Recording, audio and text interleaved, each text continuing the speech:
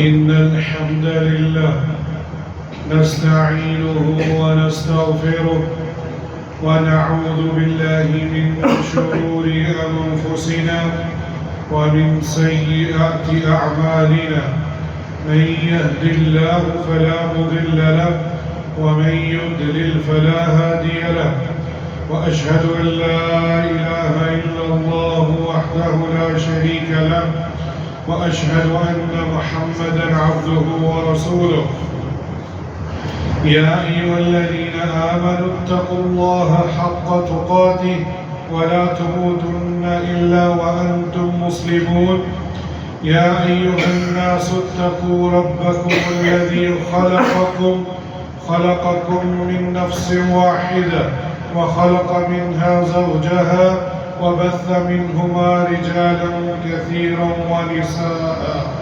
واتقوا الله الذي تساءلون به والأرحام إن الله كان عليكم رقيبا يا أيها الذين آمنوا اتقوا الله وقولوا قولا سديدا يصلح لكم أعمالكم ويغفر لكم ذنوبكم ومن يطع الله ورسوله فقد فاز فوزا عظيما أما بعد إن أصدق الحديث كتاب الله وأحسن الهدي هدي محمد صلى الله عليه وسلم وشر الأمور محدثاتها وكل محدثة بدعة وكل بدعة ضلالة وكل ضلالة في النار. لائق سب تقریب سامعین مکرم، آج 19 شوال 1444 ہجری ہے اور یہ ہفتے کا سید الایام جمعۃ المبارک کا دن ہے.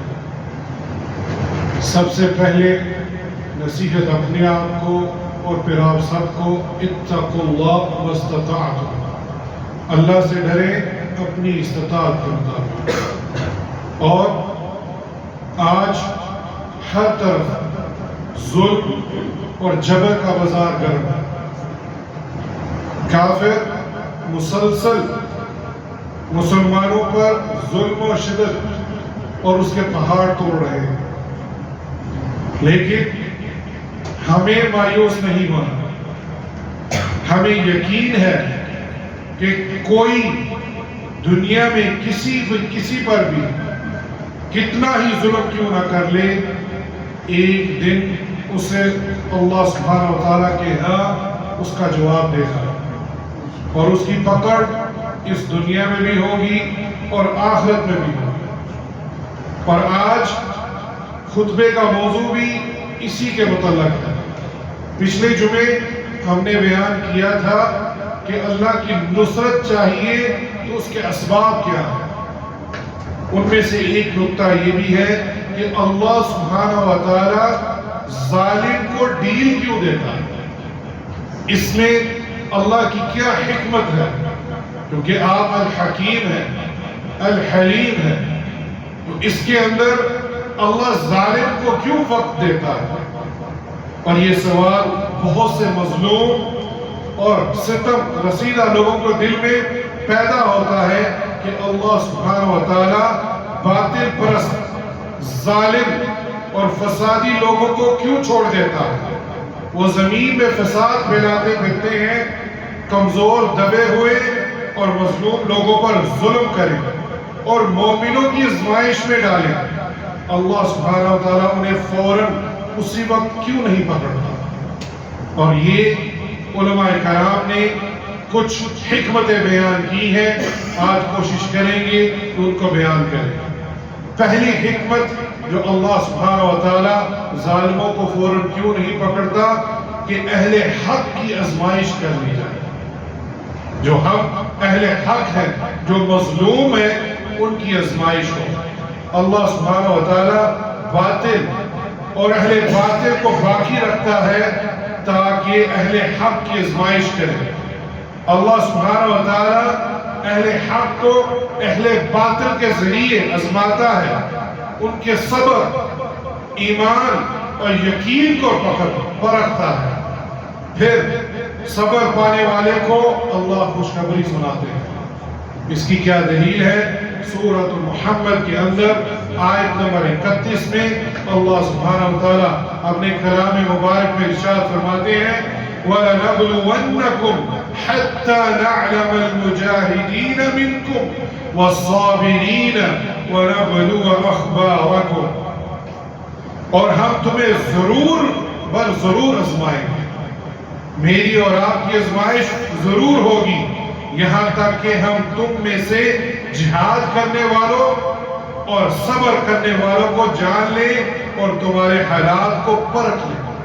اس آیت مبارکہ میں اللہ سبحانہ وتعالیٰ نے ہماری آزمائش کے بارے میں بتایا ہے کہ ہماری آزمائش ہوگی تاکہ پرکھ لیا جائے کون اللہ کے ساتھ مخلص ہے۔ دوسرا جو حکمت ہے وہ یہ ہے کہ اگر کوئی شخص کمزور ہے، پستیوں میں چلا جائے اور اس سے اس پستیوں میں کمزوریوں میں فتح کی خوشی دے دینا، یہ بھی اللہ سبحانہ وتعالیٰ کی حکمتوں میں سے ایک حکمت ہے کہ اللہ ظالموں کو ڈھیل اس لیے بھی دیتا ہے کہ وہ اہل ایمان پر مشتمل اپنے گروہ کی مدد اس وقت فرمائے جب وہ انتہائی کمزوری کی حالت میں اور ان کی ظاہری اسباب جو ہیں وہ منقطع ہو چکے ہو، ان پر ظلم و ستم شدید ہو چکا ہو اور ان کے پاس سب سے بڑے سبب کے سوا کچھ نہ ہو، اور وہ یہ ہے کہ زمین کا آسمان سے تعلق جوڑنا۔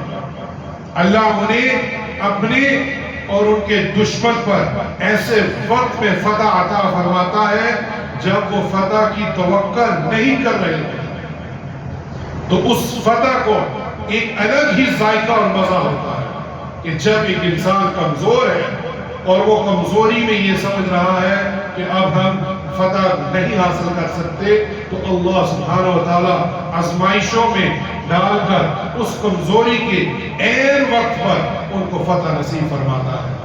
اور یہ سورہ یوسف آیت نمبر 110 میں اللہ سبحانہ وتعالیٰ نے ارشاد فرمایا حَتَّى إِذَا اسْتَيْأَسَ الرُّسُلُ وَظَنُّوا أَنَّهُمْ قَدْ كُذِبُوا جَاءَهُمْ نَصْرُنَا فَنُجِّينَا مَن نَّشَاءُ وَلَا يُرَدُّ بَأْسُنَا عَنِ الْقَوْمِ الْمُجْرِمِينَ۔ یہاں تک کہ جب اللہ کے جو رسول ہیں وہ کمزور ہونے لگے، مایوسی ان کے پاس آنے لگی، تو انہوں نے گمان کیا کہ انہیں جھٹلا دیا گیا ہے، تو ان کے پاس ہماری مدد آ پہنچی، پھر جیسے ہم نے چاہا نجات دے دی گئی اور ہمارا عذاب مجرم قوم سے پھیرا نہیں جاتا۔ تو یہ دوسرا اللہ سبحانہ وتعالیٰ کی حکمت ہے کہ اللہ آخری موقع پر آزمائشوں میں ڈال کے کمزوری کے موقع پر جب مسلمان حتیٰ کہ رسول کا بھی یہاں سے کرے تو وہ یہ سمجھ بیٹھے کہ اب ہم کمزور ہو چکے ہیں، تو اس موقع پر اللہ سبحانہ وتعالیٰ ان کو فتح نصیب فرماتا ہے، اور وہ فتح جب ملتی ہے اور اسی میں خوشی کا ذائقہ ہوتا ہے۔ پھر تیسرا سبب گناہوں کا کفارہ اور درجات کی بلندی۔ اللہ سبحانہ وتعالیٰ ظالموں کو بعض اوقات اس لیے بھی نہیں پکڑتا کہ یہ آزمائش مومنوں کے گناہوں کا کفارہ یا ان کے درجات کی بلندی کا سبب بنے، یہ بھی ایک ذریعہ ہے۔ اور اس کے بارے میں سیدنا ابو ہریرہ رضی اللہ عنہ وہ روایت کرتے ہیں کہ اللہ کے رسول صلی اللہ علیہ وآلہ وسلم نے فرمایا ما یصیب المسلم من نصب ولا وصب ولا هم ولا حزن ولا حزن ولا غم حتى الشوكة يشاقها إلا كفر الله بها من خطايا أو كما قال صلاة والسلام۔ امام بخاری یہ حدیث لائے ہیں کہ مومن کو جو بھی کانٹا چکتا ہے یا اس سے بڑھ کر کوئی تکلیف پہنچتی ہے تو اللہ اس کے بدلے اس کا ایک درجہ بلند کر دیتا ہے اور اس کی وجہ سے اس کا ایک گناہ بھی مٹا دیتا ہے۔ تو یہ تکلیفیں پریشانی مصیبتیں آنا یہ ہمارے گناہوں کا کفارہ ہے. اور یہ اللہ سبحانہ و تعالیٰ کی حکمت ہے کہ ظالموں کو یہ ظلم کرنے کی اجازت دیتا ہے کہ تاکہ مومن اس پر صبر کرے اور اپنے اوپر جو ظلم و ستم ہوا ہے اس کے بدلے اللہ سبحانہ و تعالیٰ ان کے گناہوں کا کفارہ بنا دے. اور اسی طرح ایک اور حدیث جو کہ ابو ہریرہ رضی اللہ عنہ وہی اسی حدیث کے راوی ہے کہ اللہ کے رسول صلی اللہ علیہ وآلہ وسلم نے فرمایا ما يزال البلاء بالمؤمنين والمؤمنة في نفسه وولده وماله حتى يلقى الله ما عليه خطيئة أو كما قال صلاة والسلام. یہ حدیث سنن الترمذی کے اندر شیخ ناصر الدین الالبانی صحیح سند کے ساتھ لائے ہیں کہ مومن مرد اور مومن عورت پر اس کی جان مال اور اولاد کی مصیبتیں نازل ہوتی ہیں. یہاں تین چیزوں کا ذکر ہوا ہے, آپ کی جان کا, آپ کی مال کا اور اولاد اس کی مصیبتیں نازل ہوتی ہیں یہاں تک کہ جب وہ اللہ کے حضور پیش ہوگا تو اس کے نامہ اعمال میں کوئی گناہ نہیں ہوگا. اللہ اکبر. ایک مومن مرد ہو یا عورت اس کو آزمایا جاتا ہے اس کی جان سے, اس کے مال سے اور اس کی اولاد کے ذریعے سے تاکہ اللہ سبحانہ و تعالیٰ اس کی گناہوں کا کفارہ کر دے اور جب وہ قیامت کے دن کھڑا ہوگا تو اس کے نامہ اعمال میں کوئی گناہ نہیں ہوگا. تو یہ آزمائش اللہ سبحانہ و تعالیٰ ظالموں کے ذریعے سے مومنین کی کرتا ہے. اللہ کے ساتھ دل لگانے کا موقع یہ بھی ایک وجہ ہے کہ اللہ سبحانہ و تعالیٰ ظالموں کو ڈیل دیتا ہے. اور ظالموں کو ڈیل اس لیے بھی دی جاتی ہے تاکہ مومنین کے دلوں کا تعلق اللہ سبحانہ و تعالیٰ سے مزید بڑھ جائے. کیونکہ انسان جب مشکلات سے دو چار ہوتا ہے اور اس کے دل کا تعلق اپنے رب سبحانہ و تعالیٰ سے بڑھ جاتا ہے اور وہ اپنے رب خالق سے کشادگی یا راحت کا منتظر رہتا ہے, خصوصاً جب آزمائش طویل ہو جائے اور برداشت کمزور پڑ جائے اور مددگار کم ہو تو وہ اپنے رب سبحانہ و تعالیٰ کی پناہ مانگتا ہے اور اس کی پناہ میں آتا ہے اور جان لیتا ہے کہ اس آزمائش سے اللہ سبحانہ و تعالیٰ کے سوا کوئی پناہ گاہ, کوئی فرار کی جگہ اور کوئی نکلنے کا راستہ نہیں. بس وہ اپنے دل کو اپنے رب سے وابستہ کر لیتا ہے. کتنے ہی بندے ہیں جنہوں نے آزمائش کے بعد اپنے دل کو اللہ سبحانہ و تعالیٰ سے جوڑ لیا, اور یہ اللہ سبحانہ و تعالیٰ نے سورہ البقرہ کی ایک آیت میں یہ پوری چیز ہمیں بیان کی ہے. اور وہ کیا ہے؟ وَلَنَبْلُوَنَّكُمْ بِشَيْءٍ مِّنَ الْخَوْفِ وَالْجُوعِ وَنَقْصٍ مِّنَ الْأَمْوَالِ وَالْأَنفُسِ وَالثَّمَرَاتِ وَبَشِّرِ الصَّابِرِينَ الذين إذا أصابتهم مصيبة قالوا إنا لله وإنا إليه راجعون أولئك عليهم صلوات من ربهم ورحمة وأولئك هم المهتدون. یہاں اللہ سبحانہ وتعالیٰ فرما رہے ہیں ہم کسی نہ کسی طرح تمہاری آزمائش ضرور کریں گے. پہلا نقطہ, میری اور آپ کی آزمائش ہونی ہے. آپ کسی بھی حالت میں اس آزمائش کا درجہ آپ کی استطاعت, آپ کی ایمانی حالت پر ہو سکتا ہے. جتنا ایمان زیادہ ہوگا اتنی آزمائش زیادہ ہوگا. یہ اللہ کا طریقہ ہے. اللہ کے رسول صلی اللہ علیہ وآلہ وسلم نے حدیثوں میں بیان کیا ہے انبیاء اور رسول کی آزمائش سب سے زیادہ ہوتا ہے, اور اس کے بعد جو ایمان والے اور اس کے بعد پھر ایمان والے. تو میری اور آپ کی آزمائش ہونی ہے ہمارے ایمان کی استطاعت کے مطابق. جتنا ایمان میں آپ آگے ہوں گے اتنی ہی میری اور آپ کی آزمائش ہوگی. اور یہاں فرمایا دشمن کے ڈر سے, اللہ اکبر, بھوک پیاس سے, مال اور جان سے, پھلوں کی کمی سے, اور صبر کرنے والوں کے لیے خوشخبری ہے. یہاں تمام دنیاوی حالاتیں بتا دی, جتنے بھی حالات ہیں کہ آپ کے اوپر دشمن کا ڈر بھی ڈال دیا جائے گا, مال اور جان کا اس سے بھی آزمائش ہوگی, پھلوں کی کمی سے, یعنی رزق نہ دے کر بھی میں آزماؤں گا اور رزق دے کر بھی آزماؤں گا. اور خوشخبری کس کے لیے ہے؟ جو صبر کرنے والوں میں ہے۔ اصل یہ ہے صبر ہم کریں گے تو اللہ سبحانہ و تعالی ہمیں ان مصیبتوں سے نجات عطا فرمائے گا۔ اور آگے کیا فرمایا؟ جنہیں جب کوئی مصیبت آتی ہے تو وہ کیا کہتے ہیں؟ انا للہ و انا الیہ راجعون، کہ ہم تو اللہ کی ملکیت ہے اور اسی کی طرف لوٹ کر جا رہا ہے۔ یہ مومنین کا الفاظ ہے، یہ یاد رکھ لیجئے۔ یہ مومنین کا شیوہ نہیں کہ وہ اللہ اور اس کے لوگوں کے ساتھ شکوہ کرے کہ یہ آزمائش صرف میں ہی ہوں۔ یہ الفاظ سننے میں آتے ہیں ہمارے معاشرے میں، ہمارے گھروں میں جب بھی کوئی مصیبت اور تکلیف آتی ہے آدمی بے صبرا ہو کر یہ الفاظ بولتا ہے کہ یہ صرف ساری آزمائشیں میرے لیے ہیں، اور یہ جملے بالکل درست نہیں ہے۔ جملہ کیا ہونا چاہیے؟ صبر کے ساتھ انا للہ و انا الیہ راجعون۔ اور پھر اللہ سبحانہ و تعالیٰ نے فرمایا ان پر ان کے رب کی نوازشیں اور رحمتیں ہیں اور یہی لوگ ہدایت یافتہ ہیں۔ اللہ اکبر۔ جو آزمائشوں میں ڈالے جائیں تو یہ ڈالا جانا یہ اللہ کی رحمت کا سبب ہے، اس پر ہم صبر کریں گے ہمارے گناہوں کا کفارہ ہوگا۔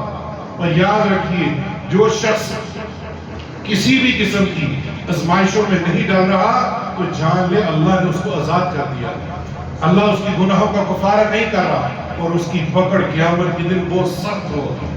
تو آزمائشوں میں ڈرنا یہ مومنین کے لیے، یہ انبیاء اور رسل کے لیے، اور اس پر صبر کرنا اور انا للہ و انا الیہ راجعون کہنا یہ مومنین کا شیوہ ہے، اور یہی وہ لوگ ہیں جو ہدایت یافتہ ہیں۔ اور ایک اور سبب کہ اللہ سبحانہ و تعالیٰ ظالموں کو ڈھیل کیوں دیتا ہے کہ اللہ سبحانہ و تعالیٰ ظالموں کو کچھ عرصے کے لیے باقی رکھتا ہے تاکہ مومن دنیا کی جو سختیاں ہیں اس کو چکھ لے، اور اس کے نتیجے میں کیا ہے؟ وہ جنت کا مشتاق بنتا ہے۔ اصل یہ ہے کہ آپ کو ڈالا جائے مصیبتوں میں، تکلیفوں میں، اور صبر کرنے پر آپ کو جنت دی جائے، یہ اصل مقصد ہے۔ اور جب مومن دنیا کی سختیاں چکھتا ہے تو وہ جنت کے شدید ترین مشتاق میں سے ہو جاتا ہے۔ سیدنا انس بن مالک رضی اللہ عنہ کی ایک طویل حدیث ہے جس کا مختصر یہ ہے کہ اگر دو شخص ایسے لائے جائیں گے، ایک شخص جس کا طے پا چکا ہے جہنم میں جانا، اور ایک ایسا شخص جس کا طے پا چکا ہے جنت میں جانا۔ جہنم والے کو جنہوں نے دنیا میں عیش و عشرت پائی ہے اس کو ایک لمحے کے لیے جہنم میں ایک لمحہ دیا جائے گا تو اس سے پوچھا جائے گا ہاں بتا اب دنیا میں جو عیش و عشرت تمہیں پائی تھی اس کے بارے میں، وہ بولے گا کہ یہ جو ایک لمحہ میں نے جہنم میں جو گزارا ہے یہ اس کے سامنے کچھ بھی نہیں۔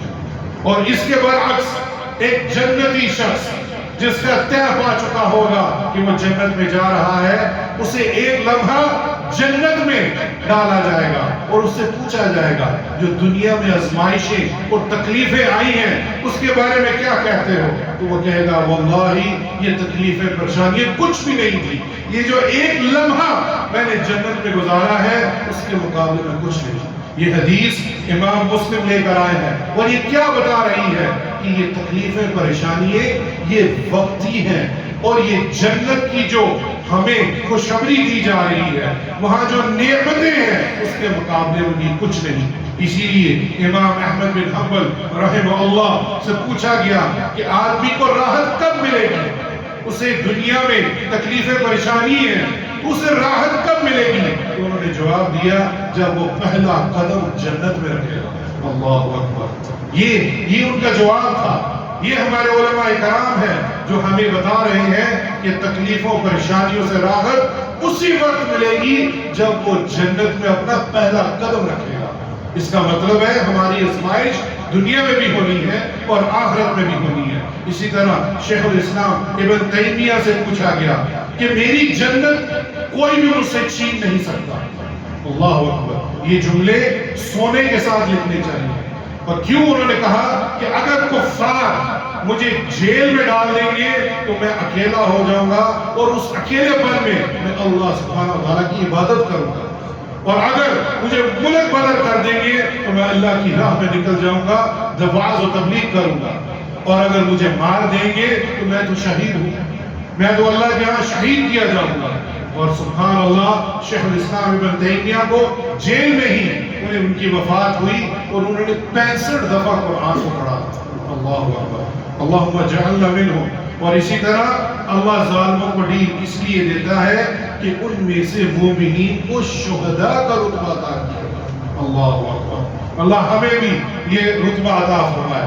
ظالموں کو ڈیل دینا، یہ مقصد کیا ہے؟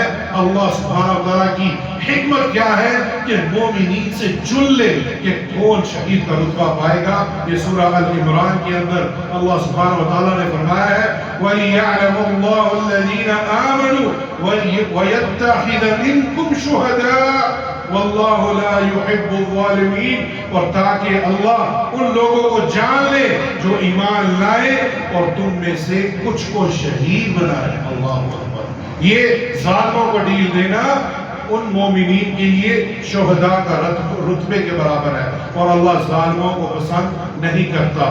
اور یہاں آگے اللہ سبحانہ وتعالیٰ نے بہت دفعہ قرآن و حدیث میں ارشاد فرمایا ہے وَاللَّهُ لَا يُحِبُّ الظَّالِمِينَ، اور اللہ ظالموں کو پسند ہرگز نہیں کرتا۔ ڈیل سے مراد یہ نہیں کہ اللہ ان سے محبت کرتا ہے، نہیں، یہاں اللہ سبحانہ وتعالیٰ نے سورہ ال عمران میں یہ بھی فرمایا ہے کہ ظالموں کو ڈیل دینے کا مقصد یہ ہرگز نہیں ہے، ان کا مقصد یہ ہے کہ مومنین کی آزمائش اور ان کو جنت دی جائے، وگرنہ اللہ سبحانہ وتعالیٰ ظالموں کو پسند نہیں کرتا۔ اور سورہ شعراء کے اندر اِنَّهُ لَا يُحِبُّ الظَّالِمِينَ، بے شک اللہ تعالیٰ ظالموں سے محبت نہیں کرتا۔ اور ایک اور جگہ اللہ سبحانہ وتعالیٰ نے سورہ ہود کے اندر ارشاد فرمایا ہے أَلَا لَعْنَةُ اللَّهِ عَلَى الظَّالِمِينَ، خبردار یاد رکھو ظالموں پر اللہ سبحانہ وتعالیٰ کی لعنت برستی ہے۔ اور یہ ڈیل دینے سے مراد ہرگز نہیں ہے کہ اللہ ان سے محبت کر رہا ہے، اللہ مومنین سے محبت کرتا ہے اور ظالموں سے نفرت کرتا ہے اور ان پر اللہ کی لعنت ہے۔ اور یاد رکھیے کہ لعنت سے مراد وہ اللہ کی رحمت سے مرحوم ہے اور وہ کبھی جنت میں جا نہیں سکتے۔ اقول ما تسمعون واستغفر الله لي ولكم من كل ذنب فاستغفروه انه هو الغفور الرحيم۔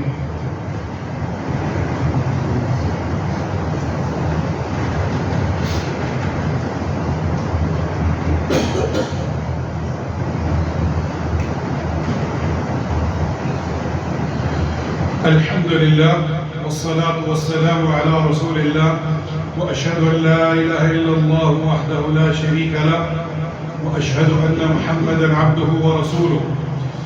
ظالم کے حق میں مظلوم کی جو بد دعا ہے وہ ضرور اور ضرور قبول ہوتی ہے۔ یہ یاد رکھیے، کسی پر ظلم مت کریں، ظلم کسی بھی قسم کا ہو، مظلوم کی دعا اللہ سبحانہ وتعالیٰ براہ راست سنتا ہے۔ امام بخاری اور امام مسلم متفق علیہ حدیث ہے کہ اللہ سبحانہ وتعالیٰ مظلوم کی جو بد دعا ہے، کیونکہ مظلوم اور اللہ کے درمیان کوئی رکاوٹ نہیں ہوتی، اس کو براہ راست سنتا ہے۔ اور یہاں ایک اور نقطہ بتاتا چلوں کہ دعوت المظلوم مستجابۃ وإن كان فاجرا ففجوره على نفسه، کہ اگر کوئی مظلوم کافر بھی ہو، فاجر بھی ہو، اس کی بھی اللہ سبحانہ وتعالیٰ دعا سنتا ہے۔ اللہ اکبر، لیکن جو اس کا کفر اور اس کا جو فسق فجور ہے، اس کو سزا ملے گی، قیامت کے دن وہ اس کا جواب دے گا۔ لیکن اس دنیا کے اندر کوئی بھی شخص مظلوم ہے، اگر وہ اللہ کے ہاں پکار اٹھے تو اللہ سبحانہ وتعالیٰ اس کی پوری مسلسل براہ راست دعا سن لیتا ہے۔ تو ہمیں ڈرنا چاہیے، اور یہاں ایک امید بھی ہے کہ ہم تو مسلمان ہیں، ہم کیسے نا امید ہو سکتے ہیں اللہ سبحانہ وتعالیٰ کی کہ وہ ہماری دعا کیوں نہ سنے۔ اور آج جو فلسطین پر جو ظلم ہو رہا ہے، اللہ سبحانہ وتعالیٰ یقیناً ان کی دعا کو سن رہا ہے اور اس کا جواب بھی دے گا اپنی حکمتوں سے۔ اور اس مظلوم کی جو ڈیل دے رہا ہے وہ اسی لیے ہے کہ اللہ سبحانہ وتعالیٰ ان کی آزمائش کر لے، ان میں سے شہداء کو چن لے اور ان کو پرکھ لے کون اللہ کے ساتھ سچا ہے اور کون اس کے وعدے پر مکمل ہے۔ اور یہاں ایک اور بات ہم حاکم وقت پر لعنت بھیجتے ہیں، نعوذ باللہ من ذالک۔ یہ صحابہ کرام کا اسلوب ہرگز نہیں تھا۔ یہ صحابہ، ایک صحابی رسول کہتے ہیں اگر مجھے پتا ہو اگر میری ایک دعا اللہ کے ہاں قبول ہوگی تو وہ میں حاکم وقت کے لیے مانگوں گا۔ کیا ہم جو حاکم وقت مسلمان ہیں، کافر بھی نہیں، کیا ہم ان کے لیے دعا نہیں کرتے؟ ایک حاکم وقت اگر ہدایت پر آ گیا تو اللہ سبحانہ وتعالیٰ اس کے بدلے پوری رعایا میں سے برکت نازل فرمائے گا۔ تو بجائے حاکم وقت پر انگلی اٹھانا اور اس پر لعنت کرنا یہ جائز نہیں ہے، یہ صحابہ اکرام کا اسلوب نہیں تھا، اور لہٰذا ہمیں اپنے حاکم وقت کے لیے دعا کرنی چاہیے، اور ان کے لیے یہ دعا ہونا چاہیے کہ یا اللہ ان کو ہمت و طاقت دے، اور ان کے پاس جو قوت ہے اس کو لے کر یہ جہاد کے لیے نکلے، اور اللہ سبحانہ وتعالیٰ ان کی اس قوت اور طاقت کے ذریعے ان ظالموں پر جو ظلم وہ کر رہے ہیں ان کو مٹا دے۔ یہ ہمارے لیے ہمارا اسلوب ہونا چاہیے۔ اور دوسرا اسلوب قنوت نازلہ ہم اس مسجد میں بھی کر رہے ہیں فجر اور مغرب کے وقت۔ ہمارا یہ اسلوب ہونا چاہیے کہ ہماری مسجدوں میں جب بھی کوئی ایسا ظلم و ستم ہو تو ہم قنوت نازلہ اختیار کریں، اور یہ اللہ کے رسول صلی اللہ علیہ وآلہ وسلم کا طریقہ تھا، اور اللہ کے رسول صلی اللہ علیہ وآلہ وسلم نے ایک مہینہ اس ظلم و ستم کے اوپر دعائیں کی تھی۔ اور اللہ اکبر، یہاں ایک نقطہ، وقت بڑا قلیل ہے، وہ بڑا اہم ہے کہ اللہ سبحانہ وتعالیٰ کے رسول ظالموں کے نام لے کر ان پر لعنت بھیج رہے تھے، ظالم جو زندہ تھے، اور اللہ سبحانہ وتعالیٰ نے روک دیا، اے محمد صلی اللہ علیہ وآلہ وسلم، آپ ظالم جو زندہ ہے ان کا نام لے کر لعنت نہیں بھیجو، میں ان کو ہدایت دے سکتا ہوں۔ آپ صرف جنرل عام لعنت بھیجیں، لعنت اللہ یہود والنصارى، لیکن خاص شخص کا نام لے کر اس پر لعنت بھیجنا یہ جائز نہیں۔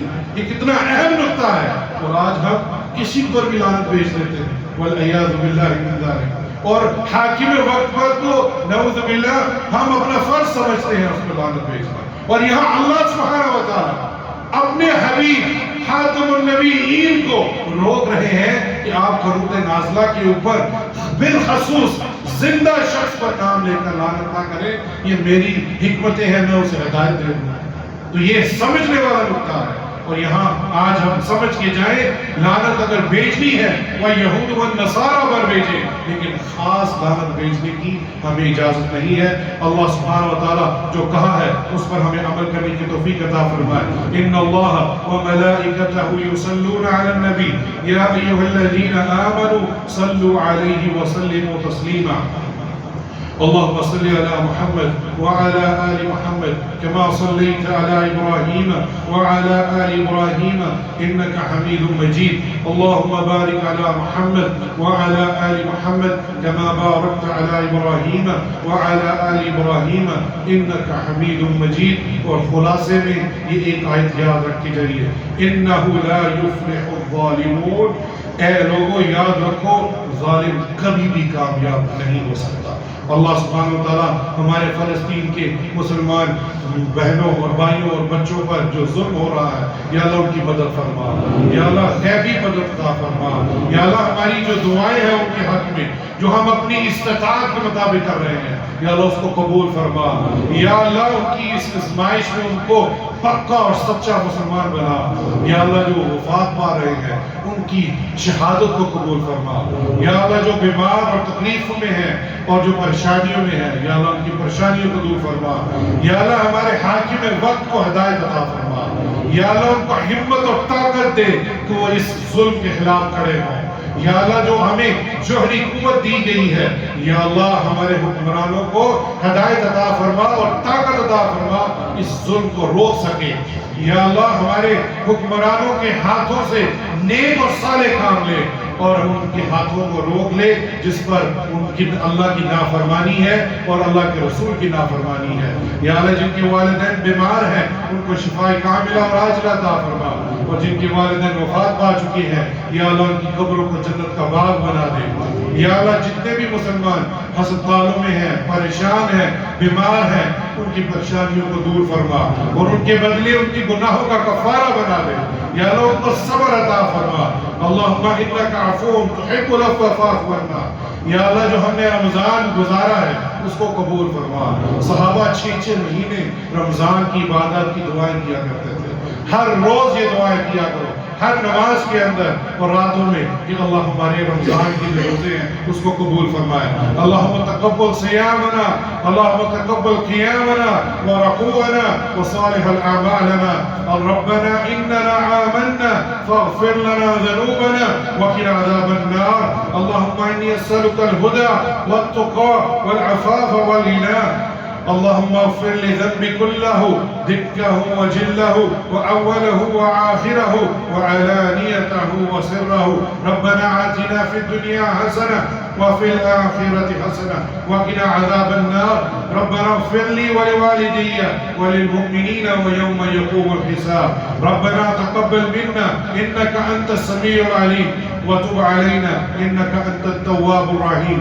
इबादल्लाह इन्नल्लाहा यअमुरु बिल अदलि वल इहसान व ईताइ ज़िल क़ुर्बा व यन्हा अनिल फ़हशाइ वल मुनकरि वल बग़ी यइज़ुकुम लअल्लकुम तज़क्करून व अक़ीमुस सलाह।